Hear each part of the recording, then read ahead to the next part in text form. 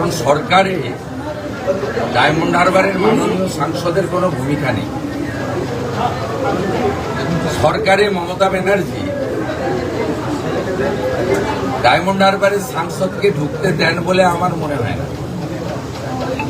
এসব কথা রাজনৈতিক বাজার গরম করার জন্যই তিনি বলছেন, জনগণকে বিভ্রান্ত করার জন্য বলছেন। আমি উল্টে তৃণমূল কংগ্রেসের সেকেন্ড ইন কমান্ডকে বলবো, বিহার, উড়িষ্যা, ঝাড়খণ্ড আমাদের প্রতিবেশী, সেখানে পেট্রোল ডিজেলের যে দাম, সেই দামটা বাংলায় করুন, 10-12 টাকা করে কমে যাবে। অভিষেক বন্দ্যোপাধ্যায় কাজটা আগে করুন। এবং রাজস্থানের ভজনলাল শর্মার সরকার, দিল্লির রেখা গুপ্ত সরকার যদি 500 টাকা করে গ্যাস দিতে পারে, তাহলে তৃণমূল কংগ্রেসেরও উচিত পশ্চিমবঙ্গে 500 টাকা করে গ্যাস দেওয়া। অভিষেক বন্দ্যোপাধ্যায় বলছেন যে বিজেপি এ রাজ্যে দাঙ্গা লাগানোর চেষ্টা করছে। অভিষেক বন্দ্যোপাধ্যায় বলছেন বিজেপি দাঙ্গা লাগানোর চেষ্টা করছে এ রাজ্যে। বিজেপি দাঙ্গা লাগায় না, বিজেপি দাঙ্গা থামায়। আর আপনারা মুসলিমদের একটা অংশকে মৌলবাদী, জঙ্গিবাদী তৈরি করার চেষ্টা করেন। এবং আমি আমার এই পূর্ণ মোবাইলে রয়ে গেছে, লোকসভা ভোটে 2024-এ, 2021-এ আপনারা দেখেছিলেন আবু তাহের খান মসজিদের মধ্যে দাঁড়িয়ে বলেছিল এটা আমাদের অস্তিত্বের লড়াই। গতকাল রঘুনাথগঞ্জের তৃণমূল প্রার্থী আখরুজ্জামান সাহেব বলেছেন যে আপনারা যদি মুসলমানরা তৃণমূলকে ভোট না দেন, তাহলে মুসলমানদেরকে বিজেপি তাড়িয়ে দেবে। এই সাম্প্রদায়িক উস্কানি রাজনীতিটা তৃণমূল কংগ্রেস করে, ভারতীয় জনতা পার্টি করার দরকার হয় না। বিশ্ব নবী দিবসের মিছিল বেরোয়, কোনো হিন্দু কিন্তু খারাপ কথাও বলে না, একটা পাথরের বা ইটের টুকরোও ছড়ে না। কিন্তু রামনবমীর মিছিলে আপনারা আক্রমণ করান কোনো একটা বিশেষ ক্যাটাগরির, আমি সম্প্রদায় বলবো না, কিছু গুন্ডাদের দিয়ে। গতকাল বাসন্তীর ছবি আপনারা দেখেছেন, তাতে আজকে নন্দীগ্রামে 8 বছর পরে রামনবমীর মিছিল হলো টেঙ্গুয়া থেকে জানকীনাথ মন্দির। 8 বছর পরে, 8 বছর আগে প্রত্যেক বছর হতো। কেন বন্ধ হয়েছিল? ইন্দিরা মোড়, বয়ালের, সেখানে রামনবমীর মিছিলে যাওয়ার জন্য 6টা ট্রেকারে ভক্তরা জড়ো হয়েছিল। সেখানে নাজিমুদ্দিনের নেতৃত্বে ট্রেকারগুলো ভাঙা হয়, হিন্দুদের উপর আক্রমণ করা হয়।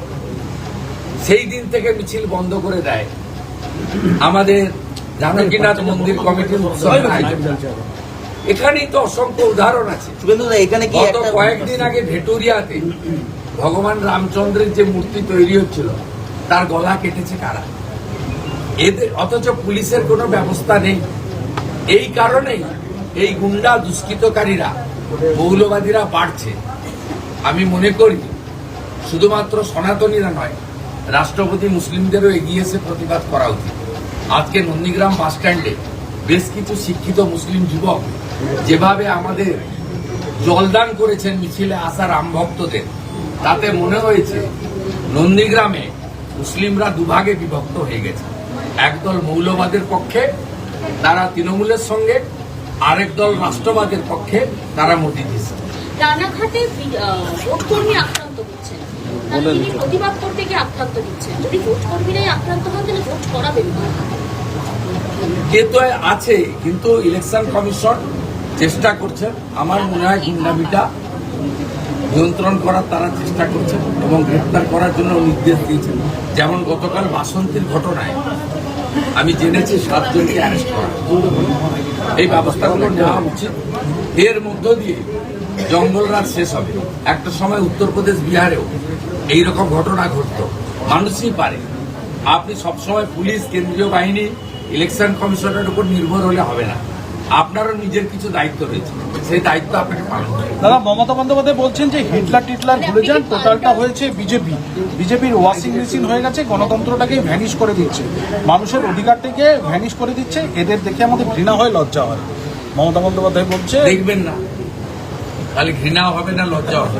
নির্বাচন কমিশনের ওপর কতটা আপনি তো লজ্জা ছাড়া, যার কান এক কান দিয়ে কাটা রাস্তার পাশ দিয়ে যায়, তার দোকান দিয়ে কাটা তার রাস্তার মাঝখান দিয়ে যায়।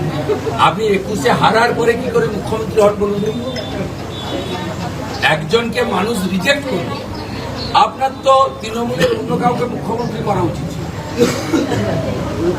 আপনি লজ্জা ছাড়া বলেই এ কাজ করেন। তাতে আপনি তাকাবেন না, দেখবেন না, চোখ বন্ধ করে রাখবেন, শুধু টাকার দিকে তাকাবেন, তাহলেই হয়ে যাবে। এই যে আন্তঃশুল্ক দেব আজকে জয় শ্রীরাম স্লোগান দিলেন, তিনি বলছেন রাম তো সবার। দীপক অধিকারী দেব, অভিনেতা দেব, তিনি বলছেন রাম তো সবার। আজকে তিনি স্লোগান দিচ্ছেন জয় শ্রীরাম। ভালো, আমরা তো বলি সব হিন্দু এক, হিন্দু ঐক্য গড়ে তুলুন, রামনবমী পালন করুন। নির্বাচন কমিশনের উপর ভরসা কিন্তু কতটা? যারা মহাকুম্ভকে মৃত্যুকুম্ভ বলে, হিন্দু ধর্মকে গন্ধা ধর্ম বলে, রাম মন্দির তৈরির দিন মিছিল বের করে, তারা আর যাই হোক প্রকৃত হিন্দু হতে পারে না। পিতৃপক্ষে কাছে নিয়ে বেরো। হিন্দু বাড়ির মহিলা নামাজ পড়তে যাবেন কেন মন্দিরে? আমার মুসলিম বন্ধু আছে, পরিচিত আছে, আমি তাদের যে শুভেচ্ছা দিই। কিন্তু আমি তো নামাজ পড়তে যাই না, ওটা তো মুসলিমদের কাজ, ইসলাম ধর্মের কাজ। আবার আমি এখানে ফিরোজাপুর যখন এমএলএ ছিল, অনেক পুজো উদ্বোধনে যেতাম। আমি ওই ভদ্র মহিলাকে খুব সম্মান করি, শহীদ মা, তিনি ফিতা কাটা পর্যন্ত আমার সাথে থাকেন।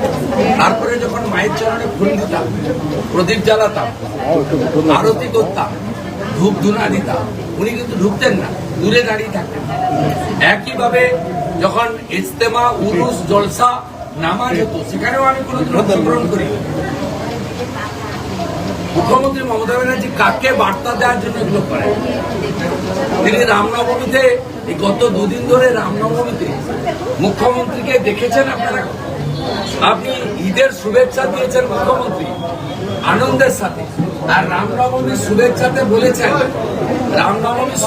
বলেছেন শান্তি বজায় রাখুন। কেন হিন্দুরা কি গন্ডগোল করেনি?